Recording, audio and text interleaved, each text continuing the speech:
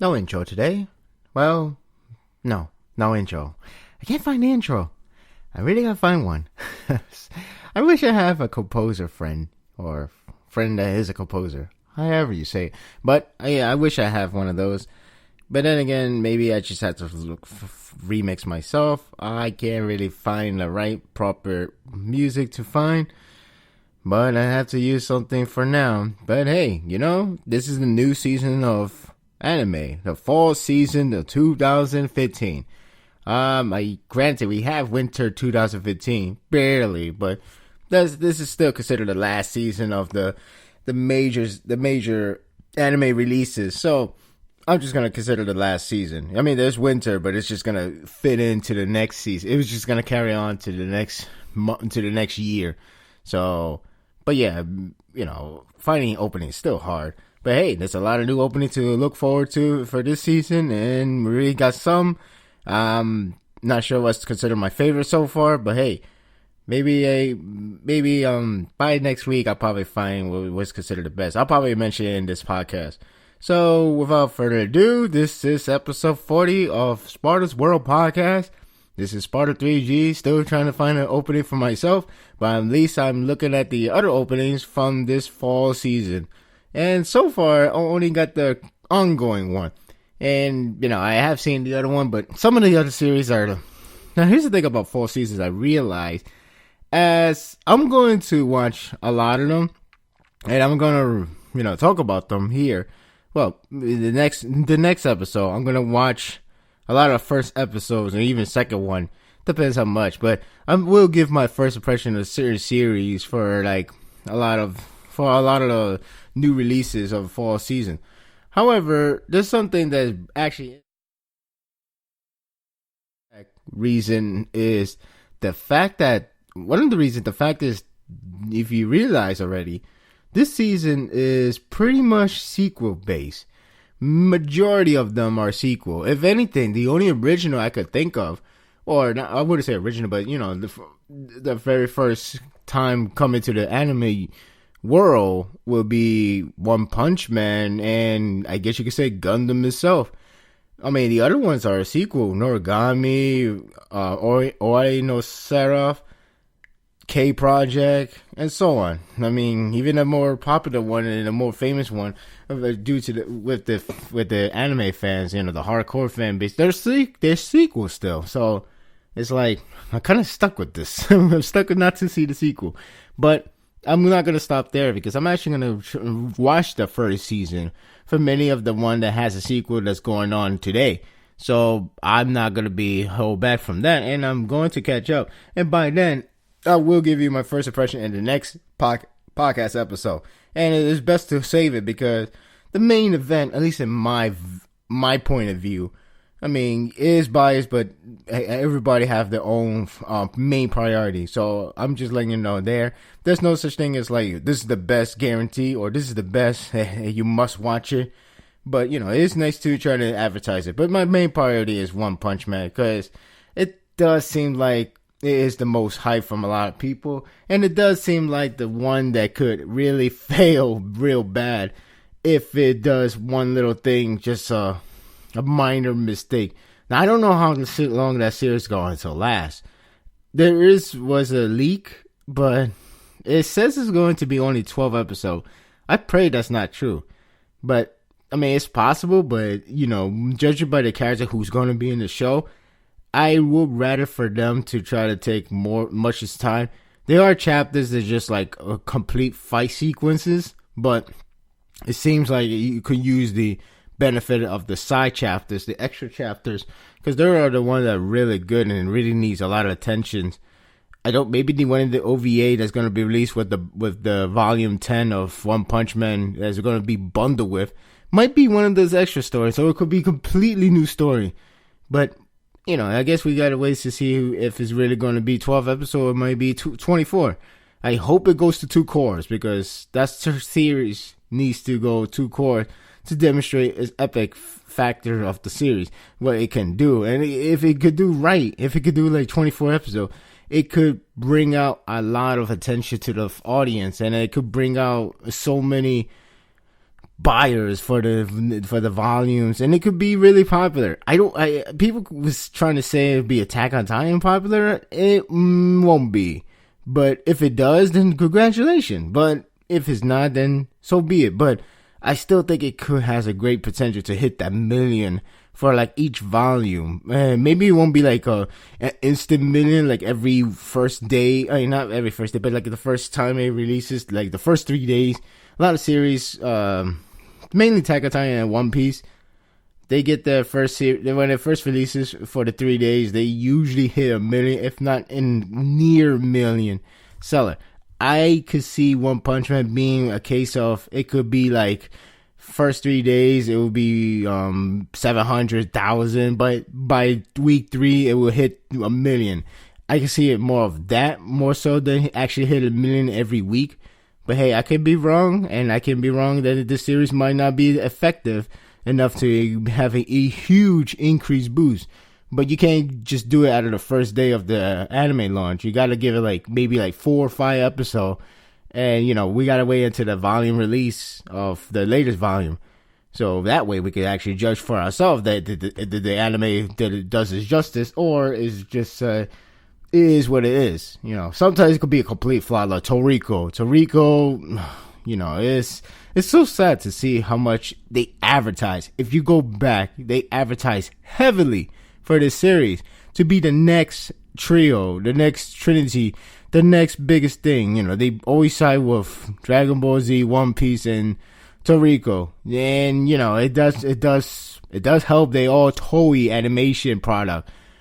But they really want to make it into a next big thing. And the West Weekly Shonen Jump really tried so much to push an envelope.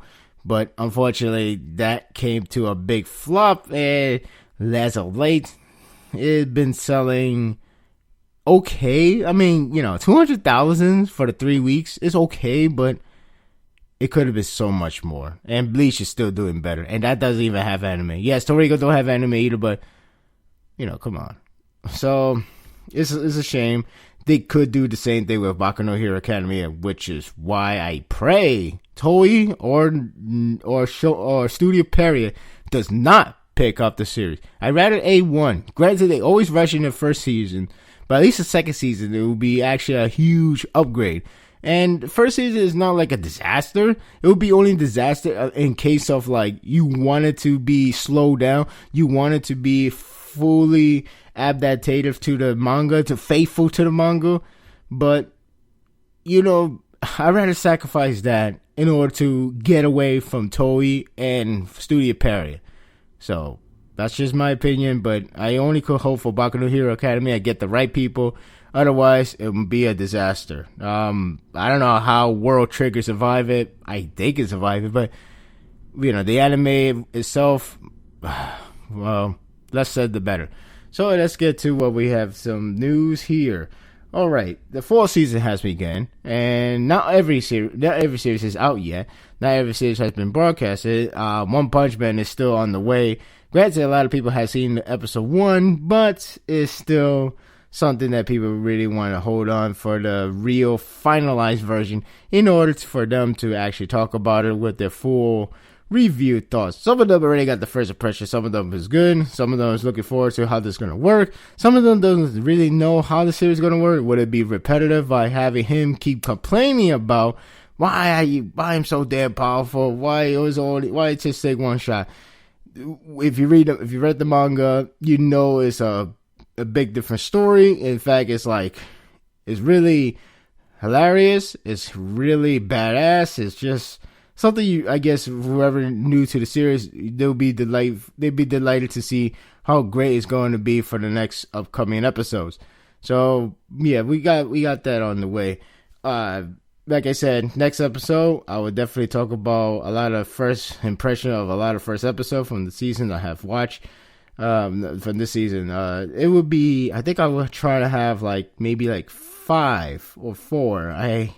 I try to get as much as I can. I mean, it's kind of hard because they all sequels, and a lot of prequels are more than 24 episodes even.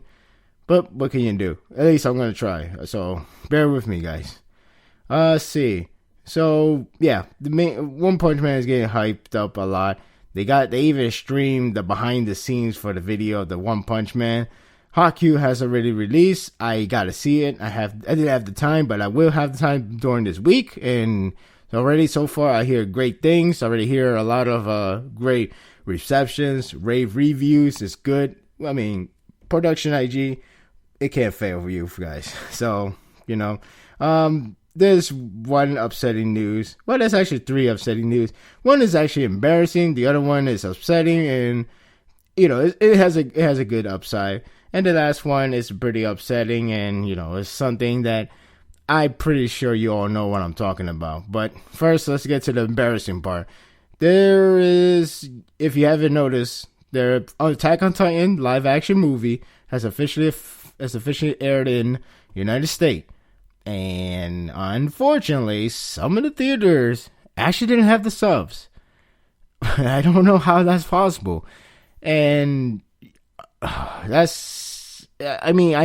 know accidents happen, but it's still embarrassing no matter what. Accident happens, and we could try to forgive, but this is embarrassing to have a subtitle not being shown in the movie, and you wondering yourself what Aaron's saying, what Mikasa's saying, what they're saying, what's going on, because there's no subtitles. No, not all the theaters has happened, and I think it only happened the opening day. Still, it is pretty upsetting and embarrassing, no less. Because you try to imagine yourself in that position, like watching a movie and seeing no subtitle, and then you probably saying, along with every audience, what the hell? Where's the sub? So, Funimation has to comment on this situation, and, again, you can't really escape from this, because it is an embarrassing, bad problem for Funimation. They became aware of it on Monday, September 28th.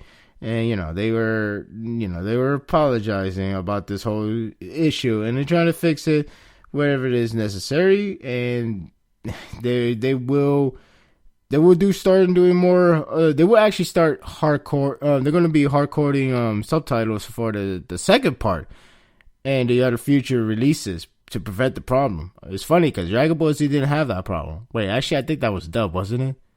Either way, it should not have this problem. But hey, it's the first time. I'm assuming it's the first time for Funimation to bring out the series without being dubbed. And if it is, well, rough start. But I'm willing to forgive. Maybe I won't if I was in that theater. I don't know. But but seriously though, mistakes happen. It could be embarrassing, but sometimes you gotta learn the hard way. So hopefully Funimation will get their act for the second part of the Attack on Titan film. Let them know for every other film that will be non-dubbed and subbed. And at least we know how they're gonna handle it this time. Now the other news is that, well, as for this week, there is no Gintama chapter, which is sad, but there's an understandable reason, and it's the sudden illness that Sorachi Hideki happened to get by the time he has to wait for the next chapter. So he will be out for 2 weeks, or the work will come back on October 19th, but you should know that means next week, because how we all get our information from, how we get our releases from. That said, it's understandable. Again, health mattered more, family mattered more, everything else over work, okay? So, get well soon, Sorochi. They say, they guarantee he's coming back, and they try to, I guess somebody trying to add into something to make it a little bit more scary thought to a lot of people, like, we're guaranteed for that, but that was just a placeholder. Maybe he won't come back that soon. Granted, he won't come back that soon, but I guess the way how it's worded made it seem like it's horrifying disease or illness or something like that. Truth be told, he will come back soon, and if not, maybe we'll get another week break. But I strongly doubt this guy, or should I call him Gorilla, I really doubt that a little illness will stop him from continuing his work for the fans and his own sake as well, because he's just a really caring guy, a really loving guy. I have followed his interviews. I have retraced back his work, his interview, his comments, his volume comments, his Q&A. Seems like a really, really, really well guy. And he was the number one choice. He was voted number one as the most likable mangaka or something, a respectable guy, whatever how it was worded. Either way, the fans love that guy, and I really understand that too, because he seems like a really caring guy. He seems like he's really talking in our level. He's not trying to be like a higher level because he has this famous work. No, he really seems like a really nice guy. So, hearing this, I know he could easily beat this one. It's not even a serious one, so I already know he's gonna come back strong and ever. He probably even comment that in his own manga, like, why the mangaka take so long to release this chapter? Something like that. But either way, get well soon, and we will be waiting for you to see you back, Mr. Gorilla. So, last news. Unfortunately, there is no upside to this news, and maybe you can find the upside, but this news is it was a rumor, but it became a fact. It became true, and that's the Mangaglobe has the anime studio. They in fact filed for a bankruptcy. So at first it was a rumor, and it was a rumor with a strong possibility to be factual, and of course that's what it led to as in the end. And it's sad to see this company going out of the business, going out, and with bankruptcy, the whole idea that a lot of people are lost their job or something related, a staff member and everything, is always so sad. Now, if I would take myself out of the realistic realm, if I were to pick people who would go out of business, bankrupt, I would go for Studio Perrier, So, but going back to realistically, it's a job, it's a business. I really don't want anybody to lose their job. So hearing this story, like bankruptcy and everything like that, it sucks. It's sad, and they were known for producing animation. They have done. The studio actually produced a series like Samurai Champloo. I didn't even know about that, but then again, back then I wasn't really paying too much attention on who's making what. They did the hiatus, the Combat Butler, the World God Only Knows franchise.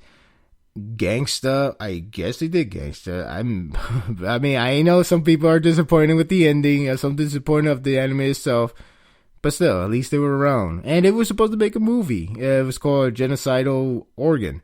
It was a film that's coming out next month, in fact. But with this kind of story, I guess the only idea is to give it a project to someone else, to a different studio. They have to move it to somewhere else. And obviously, of course, because of that, the movie won't be released next month. It will be delayed because now they filed bankruptcy, and now every about it is going to be changed. It's going to change because every staff is gonna either move to something else, or they'll just lose their job in general. The project will go to somewhere else. It's just a lot of crisis going on, and I only wish they could avert that crisis, but I guess it's been done, and it's such a shame to see how much it has fallen, and so much that it's just now disappearing. I see some people made a tribute to this whole Mangaglobe. They produce a lot of good. They produce a lot of series, as you see. Samurai Champloo, I didn't even realize they produced that.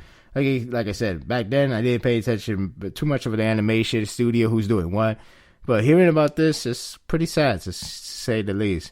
Are they the best? I don't know, but either way, it still sucks because it's just a one company that lose everything and they have to go bankruptcy.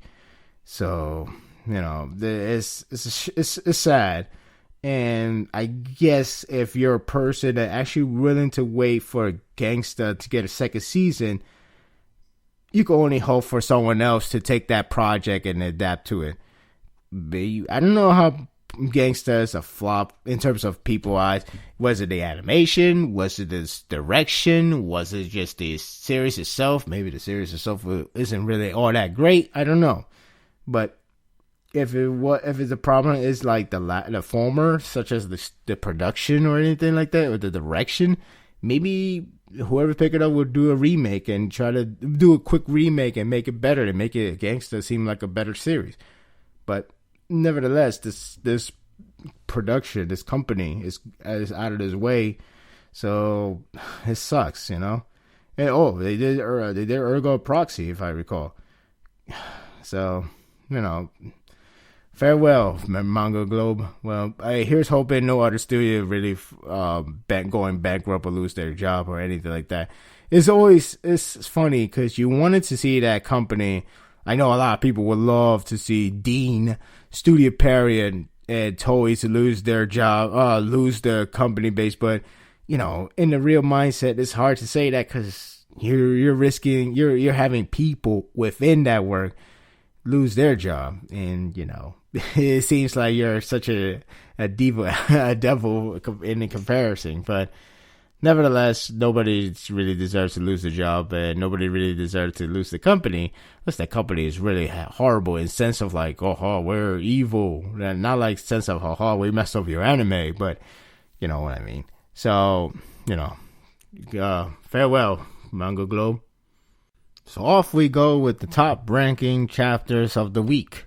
Now, no Gintama this week, and it should be much easier now to get the top 3. No, I'm just kidding. But seriously, now there's only 8 chapters being circulated in this one. And, overall, to be honest, except for like 2 or 3, they were good. They were okay. They were good. They were more of a build-up, if anything, or they were decent enough. Well, only one of them was actually just okay, barely.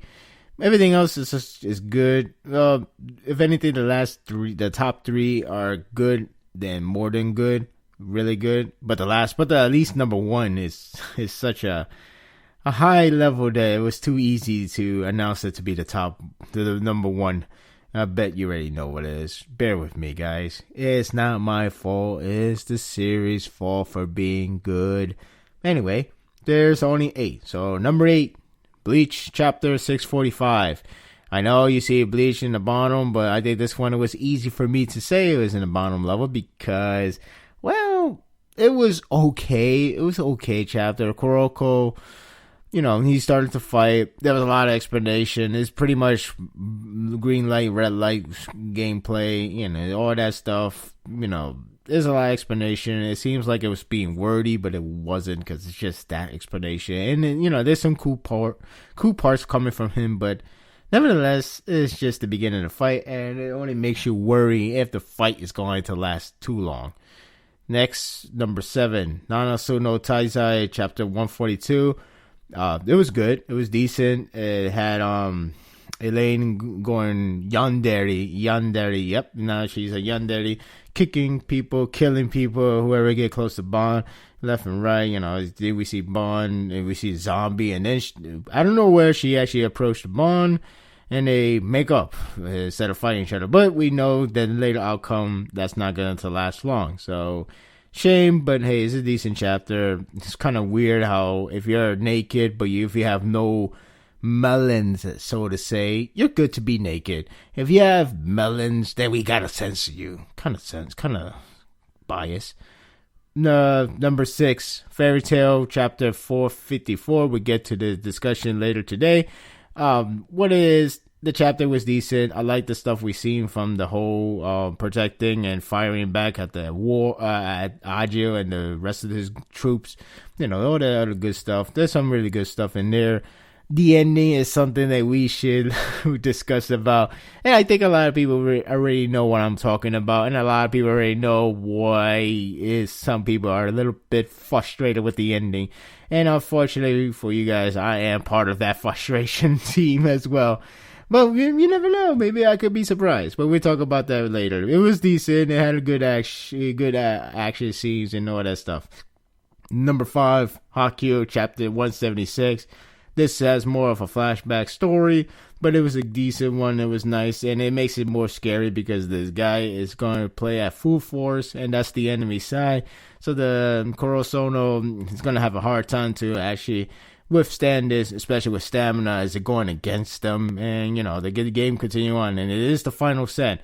So whoever wins this is game over from there. Number 4, Boku no Hero Academia 61. This was a good chapter. This mainly explains about the rules of the game. It explains the whole concept on how this test is going to verdict on, how this is going to, based on the results, you could actually run away to win, or you could actually fight on and press your luck against the hero who's supposed to play as a villain. And they even try to handicap themselves. But hey, these heroes are no jokes, but we never get to see much of it until the very last 4 pages or 5 pages, if you want to cut the spread. And of course, as always, as predicted from many, Deku and Bakugo are just a horrible team, and they have no choice, but they really got to work together because All Might has to show up, and boom, that's where the chapter ended. So it actually leaves an interesting note, and it should be pretty fun to see for the next chapter. But hopefully, this team will get better. Number 3, One Piece, chapter 802. Well, actually, that makes no sense when I say that, but it's 802. So there you go. Yeah, that was a good chapter as well. I like going back to this whole classic fun One Piece style. You got the comedy, you got the new character again with a weird shaped body. It's considering with the one that is supposedly related to somebody that we all know that was complete badass. So seeing him is question mark, but we get to that discussion. And again, it has a lot of cool classic One Piece style. It has this new world we're going to, a new place to go to that's actually unique, not just an island. It's a unique place. It's strange, but that's how One Piece works. Ends with just a cliffhanger of like, we're here, so let's see what we're gonna do, and hopefully sooner or later, more hopeful to sooner, we get to see Straw Hat Crew is reunited once again. Number 2, Shokugeki no Soma, chapter 137. Of course, I don't review it here. Kind of wish I do, but I try not to mix up this whole review system, because otherwise you'd be confused. Like, where's my fairy tale or where's my One Piece? But either way, you could always read it from my Tumblr page. This Soma chapter was really good. I really liked the art in this chapter, but then again, what chapter didn't have that much great art? So this art in this chapter is really good. I really like the exchange between Soma and Saizumon with the whole Erina situation, and I really like Alice in this chapter. She's so cool. I just love this girl. So this chapter was really good. I really love the response coming from Soma. This is the right response. It would have been a bit mixed feeling if you really respond saying okay to what Saizuma was telling him. But the fact that Soma actually had his own reason to save Erina, that only makes it much better. And that only makes it so solidified this pairing is going to happen. And it left an interesting note with Erina and the others actually going to stay at Polo Star Dorm. So a lot of interesting aspects is going to come along the way, but definitely a really good chapter on its own. So, if you haven't started reading it, you should start reading it, or at least try to watch it and then read it, whatever. It's really good. Such a good series. Number 1, this just happened in the morning again. And it's Tokugu Read chapter 47. Really, it's a great chapter. It's such a great chapter. The art in this chapter is so good. Ishida's really put a lot of emotional investment on this art, this direction, the display, the feeling, the sense of tension coming from Shu and Sasaki, especially towards the end. Unbelievable. Is maybe it's not that unbelievable, but I have a funny feeling the next chapter is gonna make me make me gasp for so much craziness that's gonna unfold. This chapter was a great hype chapter, a great builder, and just the ending just top it all that. It's something we really got to discuss, so we should just hold it off. So that's the number one chapter of the week. You gotta read if you haven't read any of them, you should try to read them. Even if I sound like I don't like them, or I'm okay with them, or I'm just too great, or maybe me selling a lot for one series is too much for you to say, nah, maybe you're just doing that on purpose or something like that. Just try to read them. It's really good. They're really good series. Some of them are hit and miss. Some of them are former show of themselves, I admit that. But it's still good enough to read, and you should check it out yourself. Where are you, where you going? Hikari, zenbu atsumete. Kimi no ashita terasu yo. Fairy tale. It's one thing that Fairy Tail can't forget is trying to be predictable from the past. I'm only referring to the last part of the chapter. Maybe I'm talking about it too soon. And maybe I am talking too soon. I pray I am talking too soon. Because, okay, there are series that they always do the same thing. There are series that the outcome has to be the good guy win. But sometimes there's a series where even if it's predictable and even if it's probably good, you can't keep doing the exact same way, or you can't really do it in a bad way only to continue doing that bad way. And that bad way is the ass pull. If anything, this one character always does this. This character, she has the power that seriously it really requires a parody series to make fun of it. I can see it in my own eyes. My own head, in my vision, I see a straight man talking to Happy, talking about Urza. Yeah, it's Urza, sorry.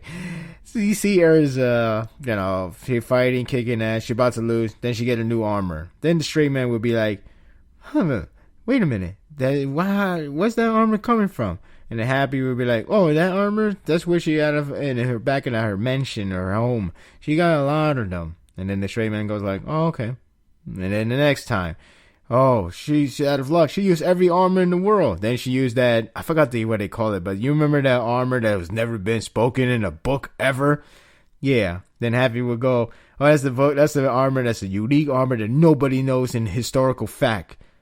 And the straight man would be like, I get it. I see. And then when he lost all her senses and she managed to kick ass still, so the straight man would have like his eyes would be dots. It would be like, really? And then he just look at Happy, and instead of Happy always give an explanation, because she's Urza. And then the straight man's like, you don't even try. So that's how I see it. And now we got to that part, but Please trick me. I like to be Swerve. I don't care you Vince Russo me. Swerve me. Do something that make me unpredicted. At this rate, losing is unpredictable. It is unpredictable with Urza. I don't even hate her. I don't. I like her. I really do. I actually do like her though. But this case is actually kind of troublesome. Anyway, let's get to the chapter itself. I thought it was a decent chapter nonetheless, and I really like the scenery. I really like the fact they're going to war. Granted, it's only Fairy Tail, but I do think other people is going to join in, like Sabretooth and so on. They're going to join in. Just give it time, and it's going to be really fun. So, yeah, we continue off from Ajay making a huge ambush and try to destroy the entire city. But, thankfully, they have the anti-magic barrier. And, because Freed is the most suitable person. And he's really strong himself. Still, he can't do it by himself. And, even since he's by himself, it's just going to drain his energy quicker. Kind of sucks, but what can you do? It's the final minute, and they have no choice. And especially, they only have, I think it's I forgot how many fleet they have. Maybe 30 or something around there. Either way, the worst part is it's not even, all of them. They only pretty much using some of it, pretty much very some of it. And the guys is like, crap, really? Are we going to win this war or what? And, who knows? We'll see what happens. But Mavis is in action, already have her plan to set up with this whole situation. We have Team Osprey getting in their position. Bisca has to take one fatal shot to destroy the entire fleet with one blow. And, Aji just keep start shooting, the barrier won't last long. And then, if you remember the chapter title name is with the Team Flying Dragon, that's where we get the Dragon Slayers come in. They're attacking ship one by one. That was expected. It would be those three, Natsu, Wendy, and Gajil. And, they all have their own catch so they can fly with it, so these are even better. So that's what it happens. They go up there to destroy some of the ships, and they really can't do it all by themselves because they're only there to provide distraction and take down some of the army base in order for Bisca to do one perfect shot at them and pretty much take all the entire fleet. So, that it makes sense to me. I really thought the Team Flying Dragons would actually take all of them down. That would be unrealistic in some form of way, but I find this part a more better suited situation to display. I don't know why this small attention detail. I actually kind of like how Bisca has her family and stuff like that, and seeing the child all happy being next to that weapon. At least it's such a small detail, and I don't even know why I praise it, but I do like how they just like, Asuka, you should not get close, because, come on, what kid has to get close to a big-ass weapon? So, I actually kind of like that kind of small detail. It just make sure, you're not painted as a bad mother, So they make it she finally makes a shot. She finally got the perfect aim, and she take a shot. It's a cannon. It's a magic cannon Jupiter shot. And it flew off. Everybody could see it from the bottom view. I said Gajio. Gray, Juvia, they could see that. And it was like, holy crap, that thing is a huge, powerful weapon. Unfortunately, Agio is just damn strong to the point he only used his palm and pretty much parried the entire beam. Though on the bright side, it at least attacks his own fleet. But I guess the sense of that, it shows that Aji only cares for himself and everybody else, that's your fault. That suck. That's how they work. At least that's how he works. But maybe it would have been better if they have August to be in that fleet and actually just parry the entire magic in general. But either way, it still shows a strong feat of Agio just blocking all by himself. Even if it attacks his crew in the long run, it's just, as long as he's living, he's okay. So, this is why I thought that the Team Flying Dragon was going to actually fight Agio. They all calm down. Agio got the coup pose. he actually got a front and center, no less. So it made it seem like Gajio versus Agio. See what I see there? They're gonna fight each other. Unfortunately, they're in a flying battleship, and the motion sickness stopped them. You gotta tell every main villain, go in the main battleship. If you're in the main battleship, you will win. In fact, I can see every final boss to do that. I think every final boss has to write this down and just fight on a battleship. Unless they're motion sickling themselves, then find a way. Find a way. In a way, yeah, they have a motion sickness. Mavis forgot about it. Oops. So yeah, kind of boss killed the hype, but I didn't mind too much. It was kind of funny to see how they all look cool, only to screw it up because of the motion sickness. It sucks that Wendy magic doesn't really work on that anymore. So now they really are screwed. And then the ship got cut in half, or at least 1/3 of it. And that saved the guys, the trio. And then it just knocked down the entire army fleet in that ship. And that's where it leads to Agio being so pissed off and meets up the one and only Urza, the queen, the Titania. And that's where the chapter ends. Even ended the chapter with a hype for her. prepare to bow down before her. Like, yeah, you really need that clue, because we all used to that now.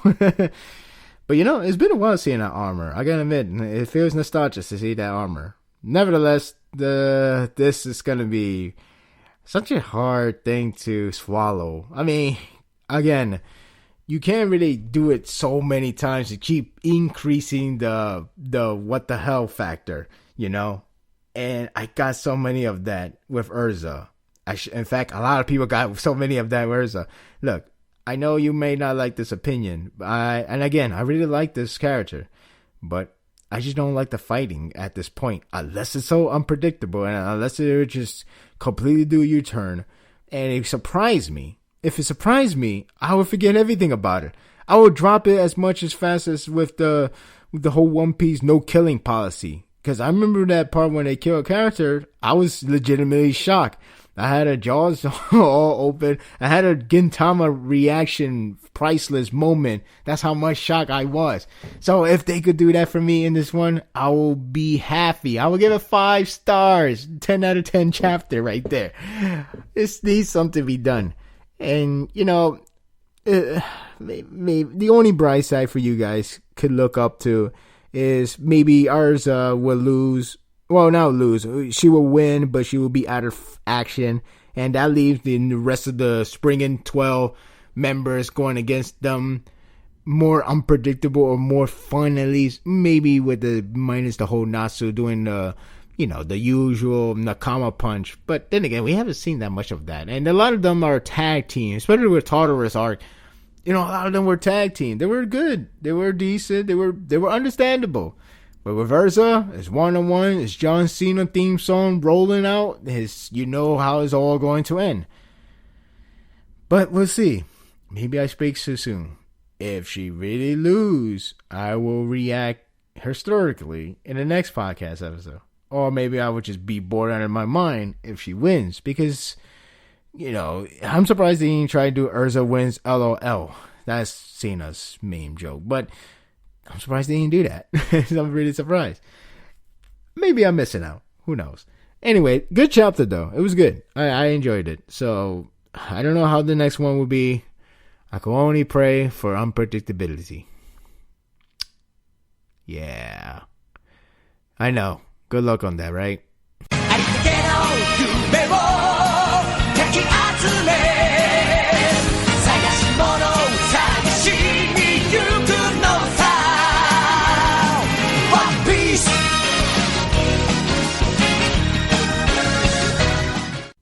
Alright. No more of Dressrosa. No more. We're done. I'm sick of it. Okay, am I sick of it? The fans are. I don't know why. I'm not really sick of it. But we have been in that arc for way too long. Okay, maybe not as long as the war arc of One Naruto, but still, that was long. I didn't even know it was 2 years, guys. I really did not know that. Sorry. So, yeah. But with no more of that. No more of that. Now we're off for a real new adventure, and this is chapter 802. Yep, after the big 800, after the last chapter, with the wall wanted thing. Now we into 802. It almost felt like the beginning. It felt like the beginning almost feel like we just skip a chapter. Like, whoa, what is this whole hailstorm coming out of nowhere? Well, all this rain, this crazy typhoon. So what's going on? What happened to the last chapter with, why Sanji is being wanted alive only? It felt like we just skipped a chapter or something. I felt like I'm in the wrong chapter. I thought it was missing a page. But it wasn't. This is the actual chapter.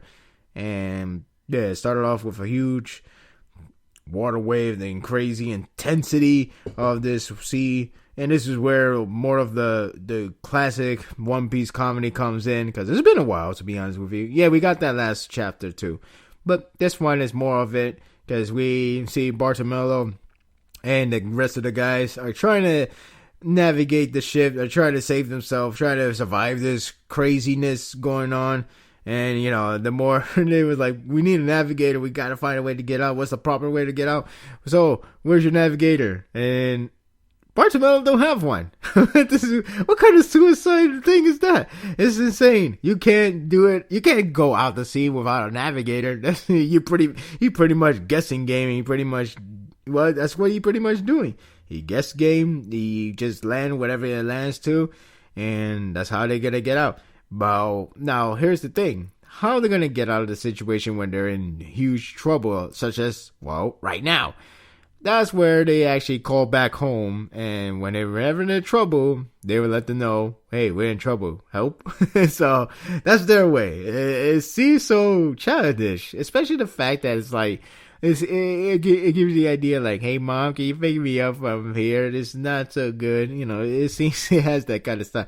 And it's like, with the whole Grams, that's who they call. They're like, hey Grams, I'm at a Gambia. And it's hailing, it seems pretty bad. So, at least they find a way to get out. But the thing is, that's how they keep doing time to time. Time for time, they keep doing that. The whole, okay, we're stuck in this typhoon. We should call help. We should go back home. Then we do it again. There's a huge sea monsters. They just keep chasing us. We should call home. We should call this and that. It's like, what the hell? What kind of stuff is this? What kind of adventurer you are, guys? Yeah, they all are. They came from they were originally a gangster. So I guess gangsters try to be cool with being a pirates and all, but not so good without a navigator. Seriously, no navigation, no navigator. What kind of suicide mission you in? So there's a lot of comedy ensue, and then they pretty much all hail to Grams from the look of it. And, there's like, whoa, she said to collect the hail, wrap it in the clothes, and press it on the glue and cool it. It's like, what the hell, what kind of information is that? So it's like so many situations going on, and everybody's just losing their mind. Luffy is like, oh my god, we're gonna die. Nami, save us. Even though she's not even there, but hell, we need a navigator for Christ's sake. This is not good. So, yeah, this is so... It's so One Piece. I miss this day. I really miss it. And it's, if everybody had their own reaction, like, crap, we're going to fight these hail. It's like, you got to be serious. And it's like, okay, time to use, if only we have the sunny equipment. And Robin just laughed her ass off, or just cool about everything, because that's how she is. She laughs at danger, I guess you could say. She smiles at danger. Yeesh. And more pursuit. It's like, oh, we be punished by the god if we don't listen what Grams say. Like, oh my god, please stop with this. And then there's a big fish, a big sea monster just come and try to attack them. There's so many hijinks ensued. So now, calmer moment, and going back to more of a plot related, we go back to the Navy headquarters, and we actually see Kizaru, the Navy headquarters admiral, talking about this whole 7 Shichibukai. Yeah, we finally get to see the Shichibukai, and they're hyping up to be a person that's related to Whitebeard. In fact, is not just related, but is the son of Whitebeard. Goes by Edward Weeble. And not only that, but he's also a 7 Shichibukai. And, they hype it up to be that he actually is pretty powerful. I don't know, they seem like they're trying to make it out to be that he is related to Whitebeard. Though later parts kind of seems to dismiss that. And it seems like they just play along because the guy, he's not bright. And we'll get to that very soon. But, they're talking about, like, is it okay to really have him being a Shichibukai? It's like, it doesn't really matter where he comes from. One thing for sure, he's a pirate with powers. So pretty much they only put him in charge because he is powerful. And it might be true. It looks to be true, unless it's just a troll moment waited to ensue when the time comes. But we'll see what happens. Even so, they actually put the guy as the 7 Shichibukai. And then we actually get to see Edward Weeble, the 7 Shichibukai, and he's self-proclaimed Whitebeard Jr. And seeing the design, I strongly doubt that. I don't know why. This is not even against the art of Oda. I really do enjoy his unique factor of the design and everything. But Whitebeard looks so badass when you last see him. So having a relative to be whatever a huge mixture, it just seems I'm not a fan like that. But seeing the design of him, it only tells me no, this is not true. I don't think he's the son. If he is, fine. But I don't think he's the son. He's just self-proclaiming. He's spreading the word that he is the son. I guess that would catch on in news-wise related to the world. And maybe it will play more factor to the Navy headquarters, more so to the guy himself, the Whitebeard Jr. And seeing the mother, the mom, the supposed, the self-proclaimed Whitebeard's lover, yeah, it cannot be any more false, you know? I don't see Whitebeard really, you know, with her, you know? This is bull. That's all I'm saying. But again, I think the main purpose is not only that he's strong, but he could give a publicity to the world that he's Whitebeard Jr., even though that most likely a bunch of lies. And again, it shows the crookedness of the Navy headquarters, especially with Kizaru.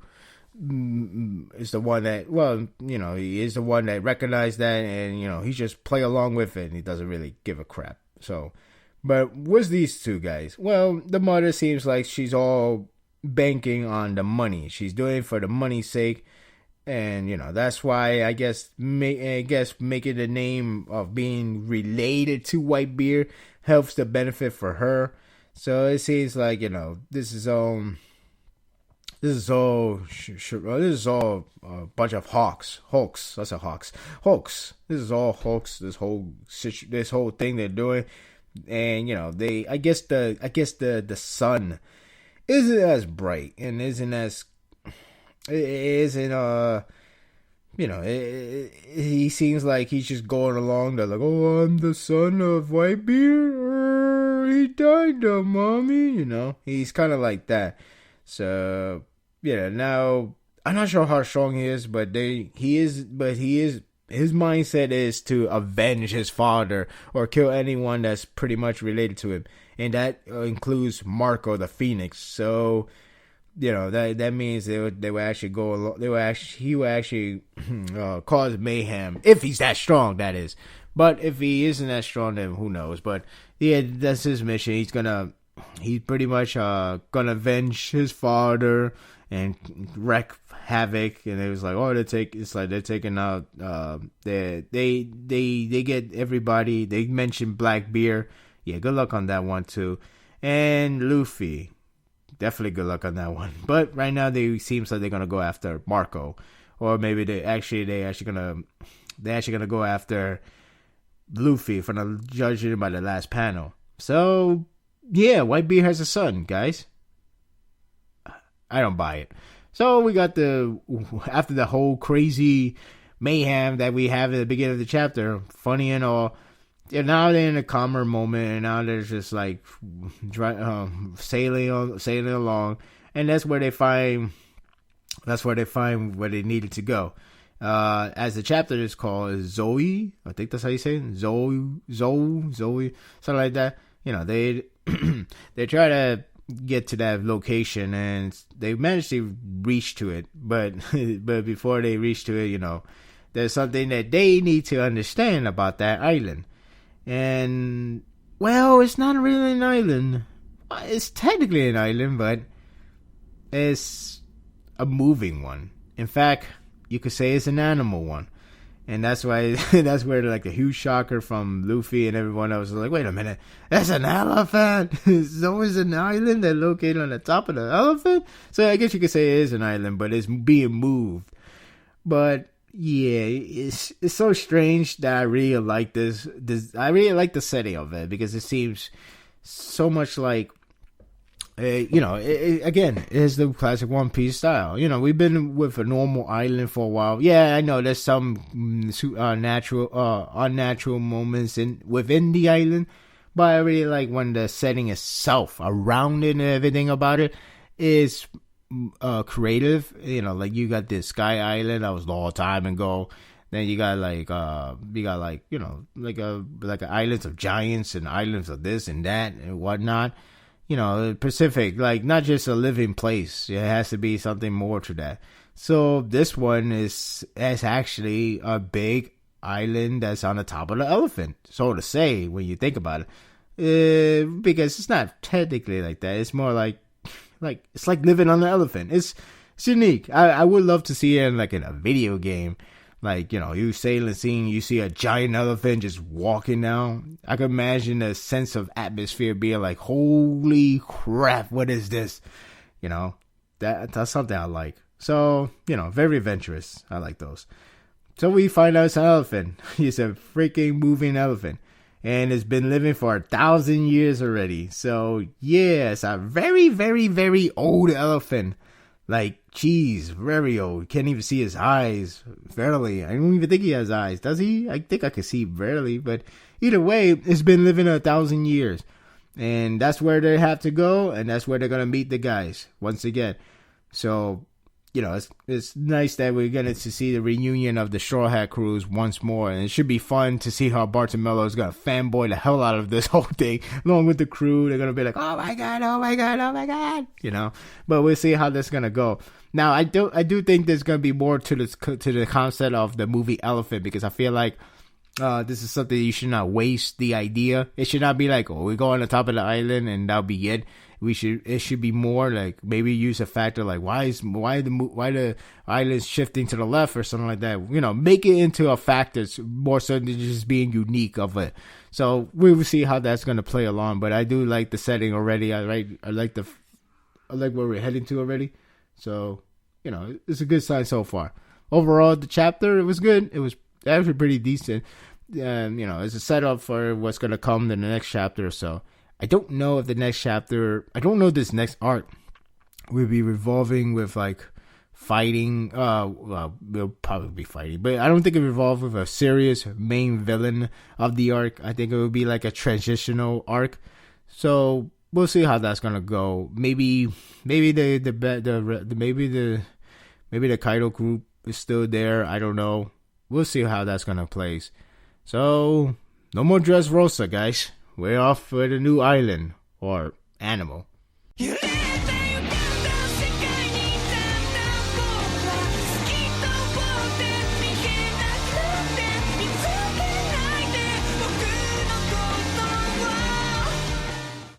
Oh man. This series is so damn good. Oh, this chapter was just released in the morning, and me, before I get to my final recording of this podcast episode, I gotta read Tokyo Ghoul. In this case, the chapter was out, and I read it like 5 a.m. That's right, I didn't wait for this chapter. I only just woke up 5 a.m. because no idea. So I woke up, I found out the chapter was released already, and then I started to read, and man, it's so damn good. I was so hyped. I don't really even see spoilers for Tokyo Ghoul that often because I actually respect the fact that this series is always going to deliver. And this one, it was no exception, of course.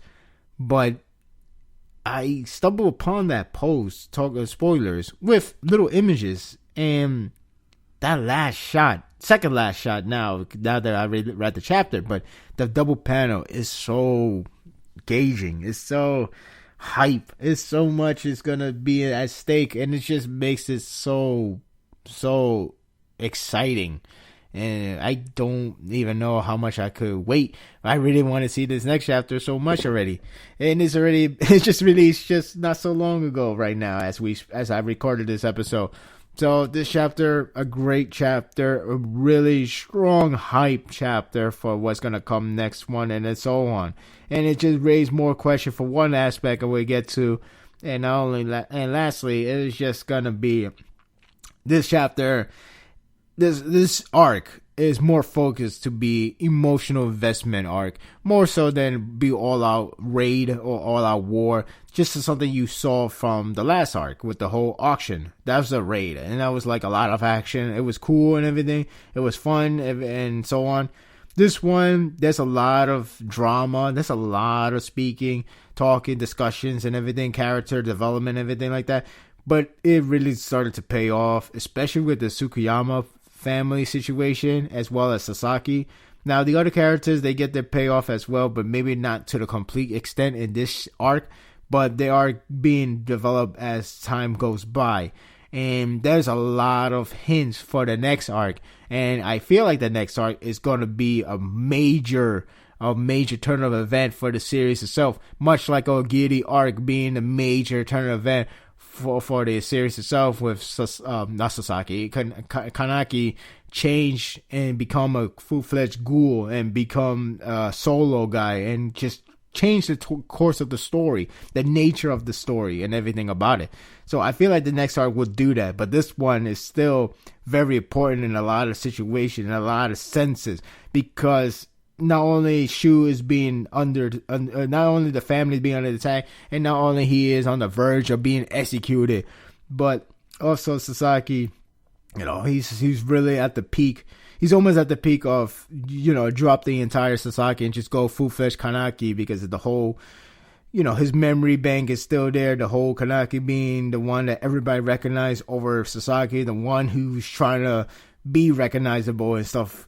And not only that, but like other characters like the Ogiri, especially Ito, now raises the question about this whole Noro situation. We'll get to that very soon, but it's just so many things at stake, and this whole arc is going to be a really game changer as well, like every other arcs in this series. So let's get to this whole thing. We get Washu again calculating calculating the whole situation, what the Tsukiyama family were planning to do, of course, letting Shu escape, and their mission is pretty much execute him. They're gonna exterminate him. They're going to go after and exterminate him. There is no under arrest. There is nothing. They already got their under arrest person. That is Miromo, which is good to know that he's not going to get killed. He's going to be sent to the prison, the Cornoculum. The one where the place where Hinami is at, which should be interesting. And again, it only builds up for the more possibility for the next arc. The next arc, it seems like it's gonna be insane. I just get that feeling. I feel like we're gonna have characters, Toka, Nishiki, and so on, coming back in the series, but you gotta give it time. And when give it time, and when you see the payoff, is great. And that's why the series is always going to be one of my favorites. So with this in mind, it's good to know Miromo is going to be there. They're going to use him for intel. But as for everyone else, especially the son, the successor, they're all going to be exterminated. They're going to annihilate the entire ghoul. Whoever protects them, there's no remorse. Everybody gets killed. So CCG, again, continue on looking like the villain of this whole entire arc. This whole entire arc, they look like they're the villain, especially where you see more sentimental side of the ghoul. None of these ghouls are, we're evil, we're going to kill you, oh, we're dead. The other number is like, all right, bring it on. And then in their mind is like, I hope you live on. Miromo, Miromo, we're doing this for your son. And, they all sacrificing. It's really paints the CCG being a huge villains in this whole damn arc. It's amazing how he managed to do that. Again, none of these ghouls are really villains. They were businessmen. They were workers. They were working under the Tsukiyama family. And here we are. Everybody's getting annihilated. For what reason? Oh, because they're ghouls? So, Sasaki and the Q Squad have made it there. They see the entire bloodbath, already ensued. Sasaki pretty much get the idea that is Haru and her squad pretty much annihilate them, because they are top tier, and she was the successor for Sasaki, so he get the idea where this is all coming from. So they all go up there, and there's more ghouls to fight against, and everybody's taking them down. Sasaki tell Mizuki and Ure to take them down, and they going by what Sasaki's saying, it seems like everybody has improved, and it does, because nobody's struggling. Mizuki is doing her job. Ure is actually cooperating. Yes, he still wants that credit, but at least he's cooperating instead of like, on my own, peace, none of that. Good. But Right now that's not where the main part of the story, but it is a nice insight that everybody has improved and everybody is really being more cooperative. So you get to see the Q Squad are really getting better and better as the time goes on.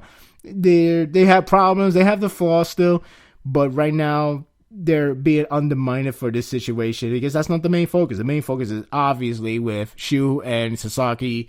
Their turmoil between each other. So now we have this one of the Shimiguchi squad. They come in there and they meet a strange ghoul, and that is Noru. Now, this is the weird part. We saw him before in the last series, and he is still a strange hell of a fella. Because I remember they beheaded him, and then they just regenerated and walk away with a clock, and that was that. Who the hell is he? I have no unearthly idea.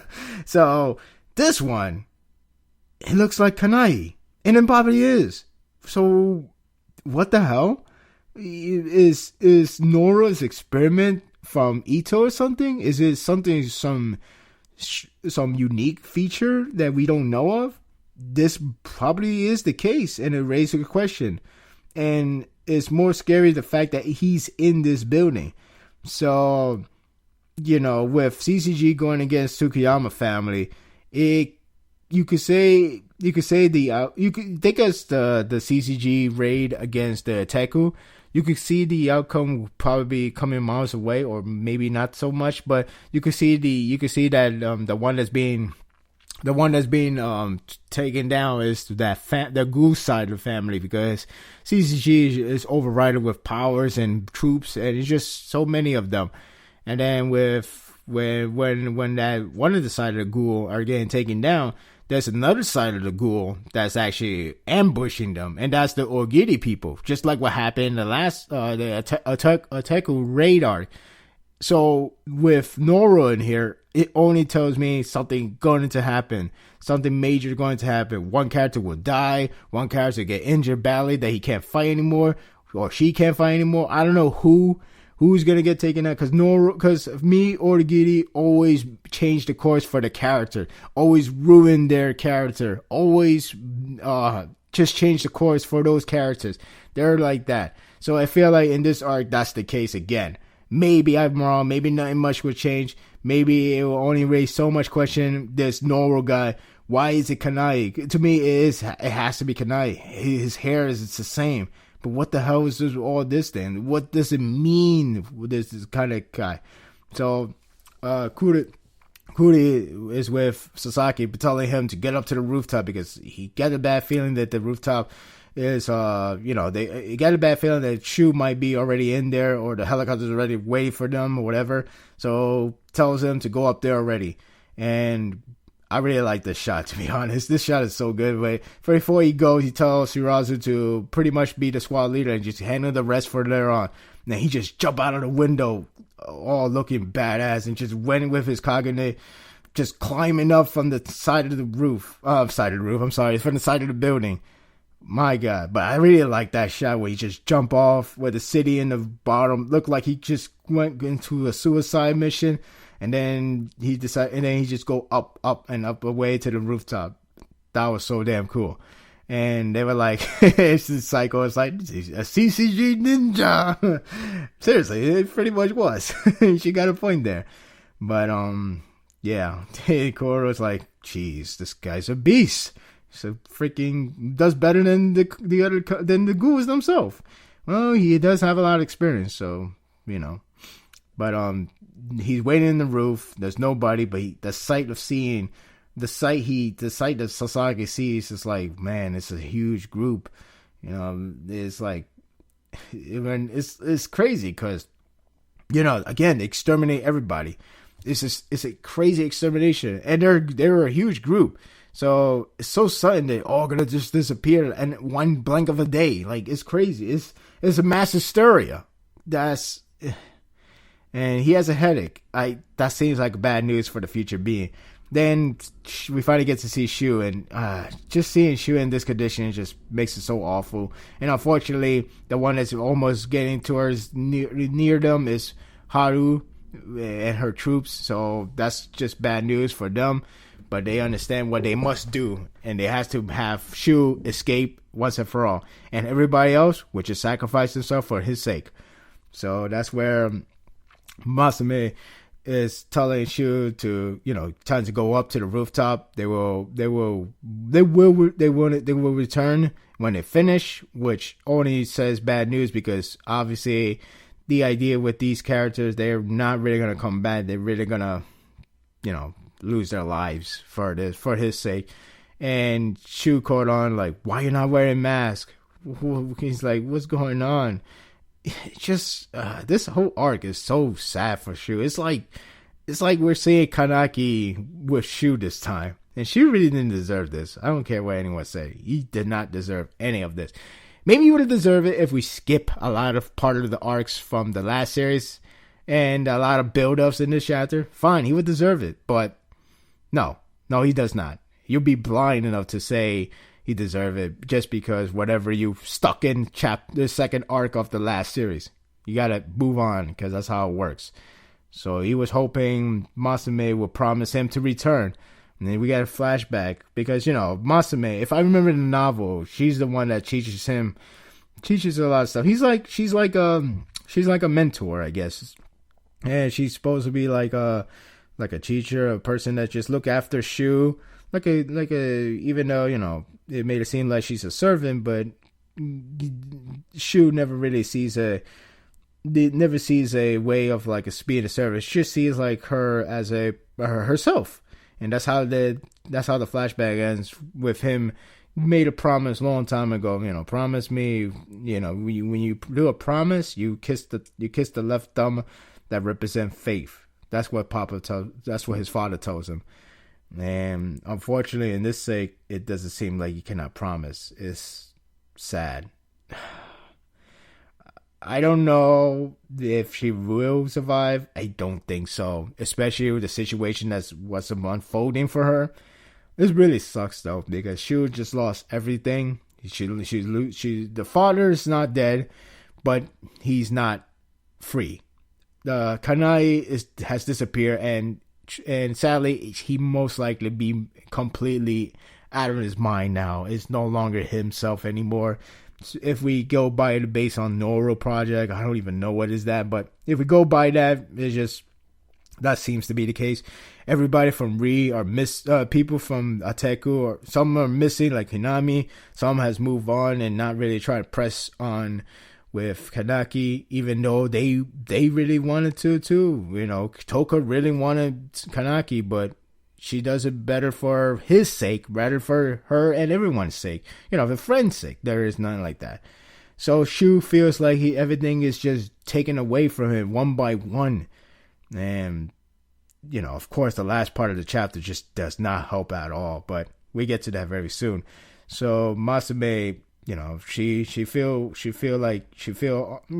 sad to hear that from Shu, but she willing to sacrifice for him no matter what. And Shu is like, come on, why you can't promise me?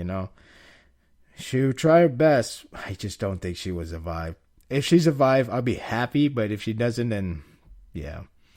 And just seeing her walking away, going to pretty much her deathbed, her death row, she pretty much established she always loved Shu like a little brother, and she was so happy to be a mentor, I guess. Whether it's a job sake, whether it's from a family sake, she was loyal to the end. She was happy to do this.